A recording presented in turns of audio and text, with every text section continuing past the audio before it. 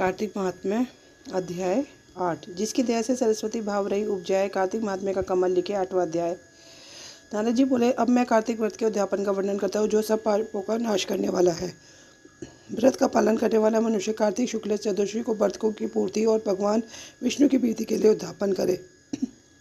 तुलसी के ऊपर एक सुंदर मंडप बनावे, उसे केले के खम्भों से संयोग करके नाना प्रकार की धातुओं से उसको विचित्र शोभा बढ़ावे। मंडप के चारों ओर दीपकों की श्रेणी सुंदर ढंग से सजा कर रखो।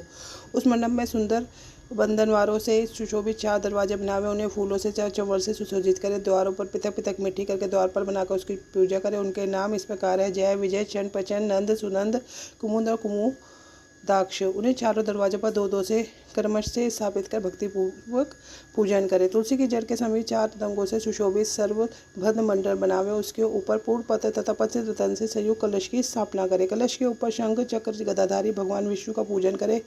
भक्तिपूर्वक उस तिथि में उपवास करे तथा रात्रि में गीत वाद कीर्तन आदि मंगलमय आयोजनों के साथ जागरण करे। जो भगवान विष्णु के लिए जागरण करते समय भक्तिपूर्वक भक्तवश से संबंधी पदों का गान करते हैं, वह सैकड़ों जन्मों की पाप राशि से मुक्त हो जाते हैं।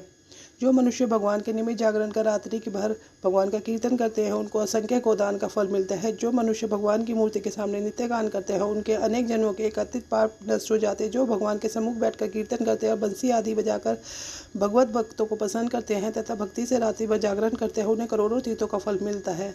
उसके बाद पूर्णमासी में एक सप्तदिक ब्राह्मण को निमंत्रित करे, प्रातःकाल स्नान और देव पूजन करके वेदी पर अग्नि की स्थापना करे। भगवान की प्रीति के लिए तिल और खीर की आहुति दे। होम की शेष विधि पूरा करके भक्तिपूर्वक ब्राह्मणों का पूजन करें, उन्हें यथाशक्ति दक्षिणा दे। फिर उन्हें इस प्रकार क्षमा प्रार्थना करें: आप सब लोगों की अनुकंपा से मुझ पर भगवान से देव पसंद है। इस व्रत को करने से मेरे 7 जन्मों के किए हुए पाप नष्ट हो गए हैं और मेरी संतान चिरंजीवी हो। इस पूजा के द्वारा मेरी सभी मनोकामनाएं पूर्ण हो। मेरी मृत्यु के पश्चात मुझे अतिशय दुर्लभ विष्णु लोक की प्राप्ति हो। पूजा की समस्त वस्तु के साथ गाय भी गुरु को दान में दे दे। उसके पश्चात घर वालों मित्रों के साथ स्वयं भोजन करे। भगवान द्वादशी तिथि को शयन से उठे, त्रयोदशी को देवताओं से मिले, चतुर्दशी को सपने उनका दर्शन है पूजन किया, इसलिए उस स्थिति में भगवान की पूजा करनी चाहिए। गुरु की आज्ञा से भगवान विष्णु की सुवर्णमयी प्रतिमा का पूजन करें। इस पूर्णिमा को पुष्कर तीर्थ की यात्रा श्रेष्ठ मानी गई है।